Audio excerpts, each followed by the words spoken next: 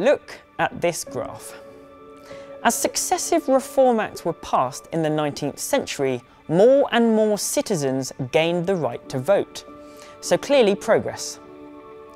But what this graph obscures is a story of disenfranchisement in 1832. As the middle classes gained the vote, the small number of working class people who previously had it lost it. How did this happen? To be able to vote today, you need to meet 3 simple criteria. Be 18 or over, a British citizen, and a resident in the UK. At the beginning of the 19th century, things were a bit more complicated. 122 MPs represented county seats.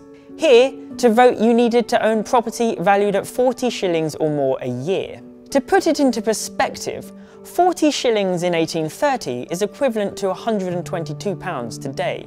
At the time, it could pay 8 days' wages for a skilled labourer, which may sound modest, but it was a sum beyond the reach of most people. This figure was introduced in 1430 after a petition the previous year warned the king that there were too great an excessive number of people who pretend to have an equivalent voice as the most worthy knights. This reduced the electorate to landowners or others with substantial incomes. In 1831, the county of Middlesex had a population of 1.3 million, but just 3,000 voters. The situation was better in Herefordshire, where there were 4,000 voters out of a population of 111,000, but this was still just 3.6%.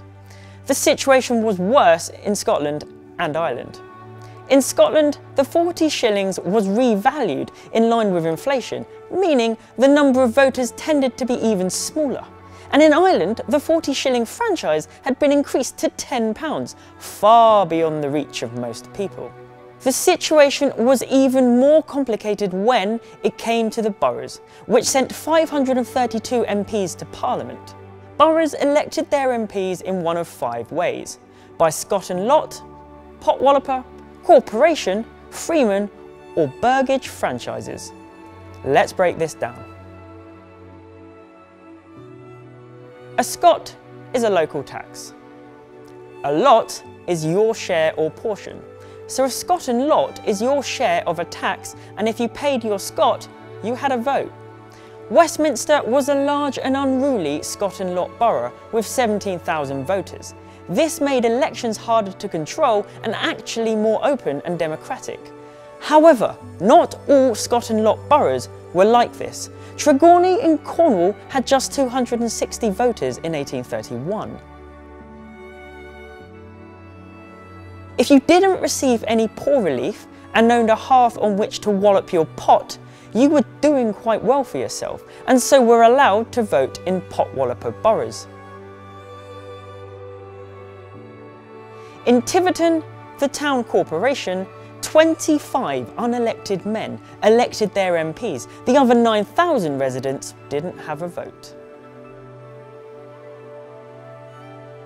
Freeman boroughs sounds more democratic, right? In fact, the elections in these boroughs could be just as open to abuse. Freeman status, which conferred with it the vote, could be attained by inheritance, marriage, nomination, or purchase, and was usually controlled by the borough's corporation. This meant the corporation, or its patron, could fix the election. In Carlisle, for example, the Earl of Lonsdale secured the freedom of the borough for 14,000 coal miners in his employ, and then instructed them to vote for his preferred candidate. The most vulnerable seats to corruption, though, were burgage boroughs, like Old Sarum, where the vote was tied to the ownership of plots of land. These could be bought up and controlled by an individual or family. The Great Reform Act sought to remedy some of these abuses, extending the vote to the middle class and abolishing the rotten burgage, corporation and freeman borough franchises. But it also swept away the old Scot and Lot and Potwalloper franchises that had allowed some working class people to vote.